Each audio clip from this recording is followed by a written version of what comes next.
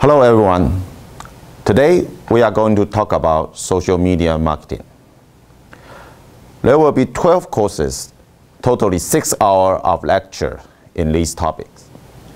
The major subject in these courses came from our textbooks: Social Media Marketing, Strategy for Engaging in Facebook, Twitter, and other social media, written by Liana Evans.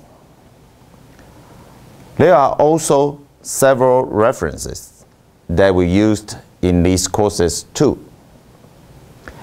If you want to more understand on the social media marketing, reading those excellent books will be very helpful. Before we started, I would like to give you a brief introduction about social media. There are so many different types of social media sites.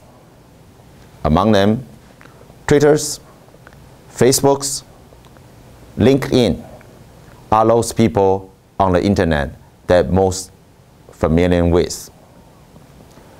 For these social media sites, they allow users to generate their own content, commonly referenced to as user-generated content, or UGC. Social media allows community members to share their experience with others in many different ways. In the past, a lot of businessmen tend to think that social media is only for the young generation, those who have just come out of high school or college. But this is increasingly incorrect. For example, here in Taiwan, statistics have shown that some of the fastest growing demographics in social media are those above the age of 40. So what are the various types of social medias? We now would like to take a closer look for those social medias in the next sections.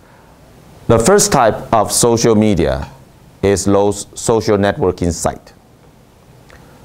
Social networking sites usually allow community members to upload photos, videos, tag their friends, post comments on each other's wall, creating groups, add fans, invite friends to events, post bulletins, and maybe integrated applications.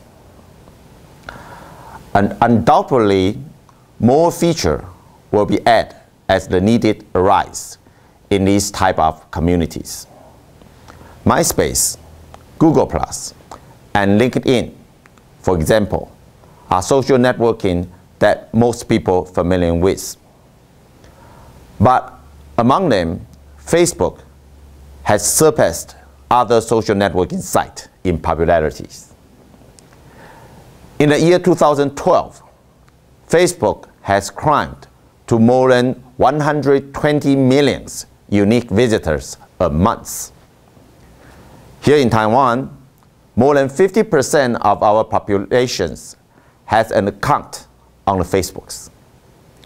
But if you plan your strategy for social medias only on these most popular Facebooks, I have to remind you that most of these social networking sites may have extremely different audience. Different social networking sites may offer very targeted audience. You should not be overlooked when you are planning your social media strategy. For example, LinkedIn caters to professionals who want to build their network of colleagues and associates. This site allows community members to post their resumes, answers and ask questions, and form and join groups. Ian's is another example of a social networking site. It, on contrast, caters more to an age demographics. In this case, people 55 and over. Other social networking sites focus on ethnicity such as Black Planets and Asian Avenue. Next to forums and message board, blogs are one of the oldest forms of user-generated contents out there. Blogs allow the creator to express themselves to the entire internet in a way that hasn't been very easy before. Blogs make it easy for bloggers to publish their thought, interest, opinions, ideas, or photos, videos, and anything else. They would like to share with an interesting audience. The sharing itself is exciting and is the lure for most bloggers. This is usually the only driving forces that keep most bloggers on the internet from going. Blogs are possibly one of the best ways to get the word out to a much tailored audience and allow companies to reach those people who are truly interested in their content. But for companies on the internet, blogs can be one of those double-edged swords. Since bloggers are not journalists, your contact with bloggers should be careful, not to get off on the wrong foot with the blogging community, and contact them in a very personal manner was suggested. Twitter and Prongs are two very popular social medias here in Taiwan. We call them the microblogging. So what is microblogging? Think of microblogging as a much abbreviated blogs consisting of short message, usually is 140 characters or less. Microblogging often sent from smartphones, laptops, or other mobile devices. Your message are sent to people interested in seeing your post. Those people are known as followers, or if you are using Twitters, your posts are known as tweets. Since Twitters use an open API, Twitters has grown by leaps and bounds in both active user as well as available applications. There are now mobile apps, analytics applications, as well as URL shorteners to have tweets to share their messages. These messages can contain random observations or status update to block comments, videos, and photos. The power of microblogging for a business can be huge if you add personality into your message and not just allow it to be automated. There are another kind of social media that most people are familiar with. That is the wikis or Wikipedias. Wiki are a great way for people to share their own knowledge and expertise regarding nearly anything imaginable. While controversial in the sense of verifiable facts, for example, here some college, university, and school don't accept Wikipedia as a source for papers and report here in Taiwan. But nevertheless, Wikipedia cannot be ignored for its power for quick information exchange. Wiki, for are not just limited to Wikipedia. They are very specific subjects-oriented wikis, such as one based on Star Trek and Star Wars fan, Cheez-Its. Companies even launch wikis around industries-related terms or popular product lines or brands with their audience helping to contribute the content that fill these wikis. Wiki can be a powerful way to set your company up as an expert and drive traffic and interest to your brands, products, or services. However, maintaining a wiki is a lot of work, from verifying information to control spams and keeping members active. There are many other forms of social medias that are not so familiar with people. For example, forums and message boards are the granddaddies for social medias. They have been around since the beginning of the internet, when programmers would post information about bugs or fix they ever encountered in the applications they were programming. They were in the first place in which people visit and seeking information from people who have experience with the subject they were interested in.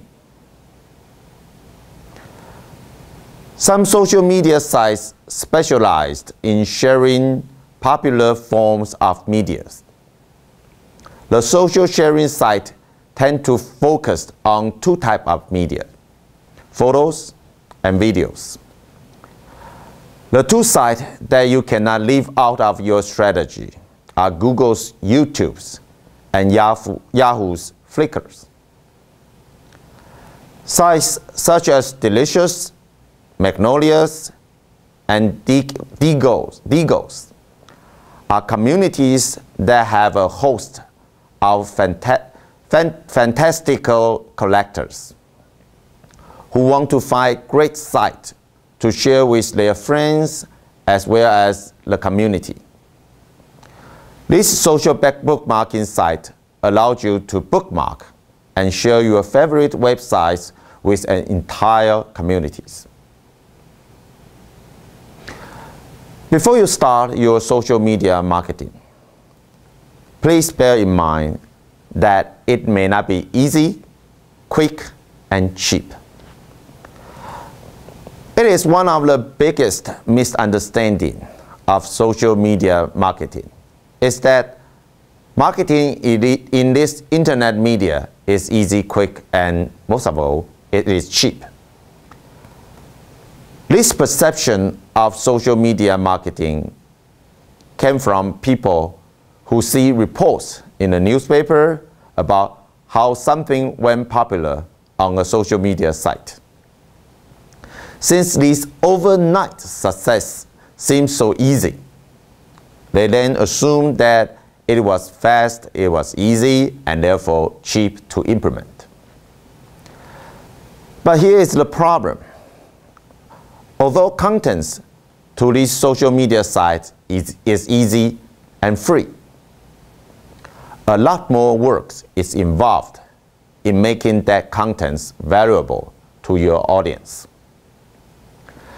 The difficult part of finding success in social media is dedicating your resources and time to the social media marketing context.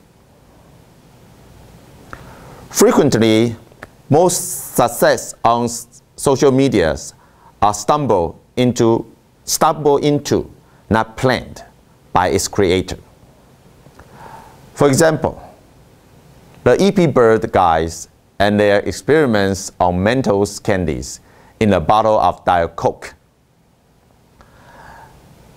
This overnight success was totally accidental. Even though it was sparked purchasing and discussions of Mentos and Diet Coke. The EP Bird guys did not plan this, and they were not ready for the popularity of their experiments. So unfortunately, this accidental success means those success did not benefit the company in a way they would have if there had been a business plan in place. Because these companies did not plan strategically before they become overnight social media success stories. They did not know how to truly measure their successes or even know how to repeat them. Participating in social media isn't just about creating a page, making a blog post, posting questions, or tweeting. You cannot just leave your mark and expect success. Many companies give up on Facebook when they see no activity occurring on their page. Well, unlike all the media types surrounding how great social media is, it certainly isn't quick or easy. Social media is about holding conversation and sharing experience with others who are connected. Social media community also involve trust, and trust not gained overnight, which is why it pays to first create a social media strategy. Unfortunately, the real conversation often is happening in a forum that the company doesn't even know about. Focusing effort for limited times and in a place where your audience isn't having any conversation about your company is a common mistake. The most important point to remember about a conversation on social media site is that they go on with or without your involvement, approval, or input. Conversations such as these will take you a lot of time and resources to become involved. You cannot control what's being said, how it is being said, or who is saying it. Unlike the traditional mass marketing advertising, with social media, a community is discussing you and your products, services, or brand in a way that its members feel benefited, not the way the company has decided it will benefit the audience. Senior executives who are so familiar with traditional media sometimes have a problem with this concept. Many executives believe that they are in total control of the conversation about their company, brand, products, or services. These people always try to hire people to spin everything. They have been brought up to believe that marketing is about delivering the very careful craft messages, and that that does not matter what the audience say about these messages. Social media has changed all of that. A company no longer has complete control over what is truly valuable to the people who buy their wares. Now the audience dictates the value of your company's products and services. That can be a bitter pill for top management to swallow after years of marketing in a traditional way. Making a conversation with your audience isn't easy. Nowadays, consumers have become increasingly suspicious of companies enter the online marketing space. Always remember that your consumer does not want to be marketed to. Unfortunately, most companies look at social media sites as another place to push their marketing messages like the TV or newspapers. Those messages sure will fall on deaf ears in social media community. Members of social media community are no longer convinced by a coupon for 10% off or an invitation to try a new product. Instead, what they want is connect. This is why social media marketing takes time to nurture relationship into conversation and create those solid, trusted connections. As I have mentioned, previously, years of dealing with traditional media such as TV, radios, and newspaper has conditioned marketers not to listen and focus solely on a finely tuned marketing messages. But social medias work only when the audience members find true value in your products and services and they're willing to share their experience with others. So it is not about you, even though you see consumers talking about you. Please understand that listening is required when you are entering into a conversation in a social media site.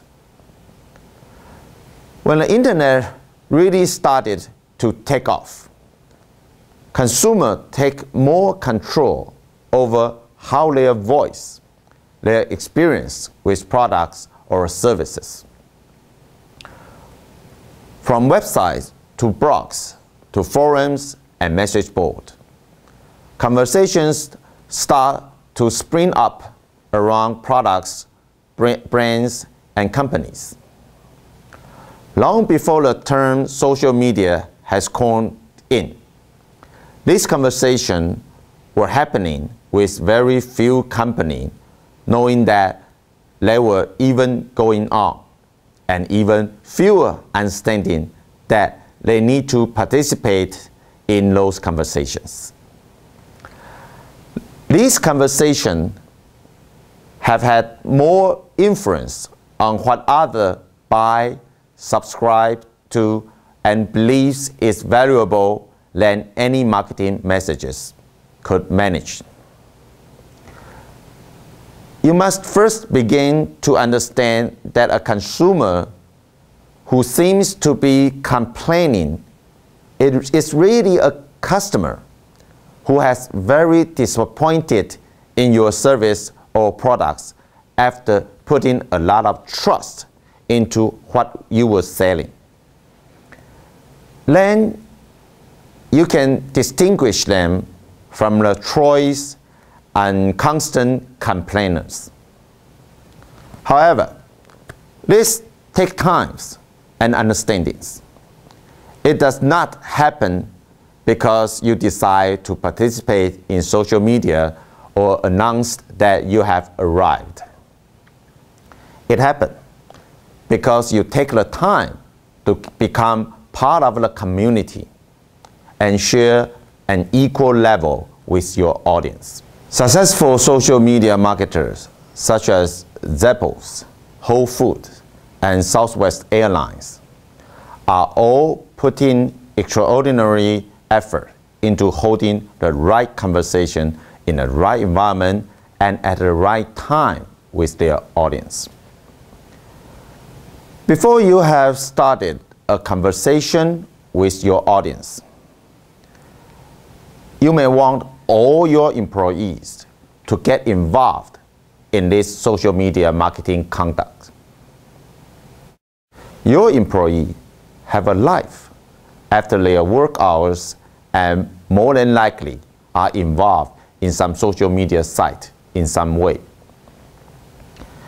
Getting them to understand the impact of their actions on these social media platforms in their off hours is just as important as doing marketing by yourself. Getting your employees to buy into your social media strategy might seem easy, but it can be one of the toughest tasks to implement. Not only does it involve departments communicating with each other, but it also involves setting in place policy for employees who are not directly involved with your social media strategy, but are actually in social media platforms. Even the janitor of your buildings should be made aware that what he said about his jobs on Facebook or MySpace affect your company. Even if it seems inconsequentially to your efforts, everyone on your team should be aware that you have some kind of social media strategy in the work, and they should buy into your social media strategy.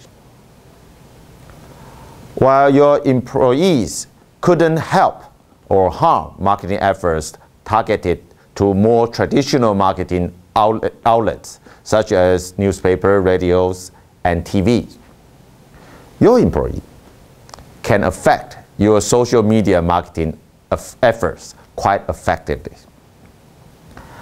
Your employee have just as much of an effect on your social media marketing strategy as do your customers. You will never know how your employees' lives can either hurt or even assist your strategy. The only way you can even begin to understand those possibilities is to ask and share what it is you are planning to do. Ladies and gentlemen, a lot of hard works go into creating and implementing a successful social media strategy. The biggest rule that brings company into social media is the thought that this will be a quick, easy, and cheap solution to all their marketing problems.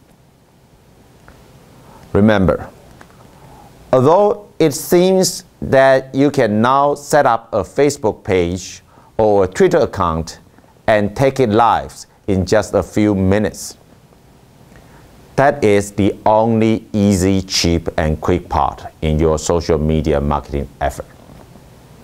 Thank you for your listening.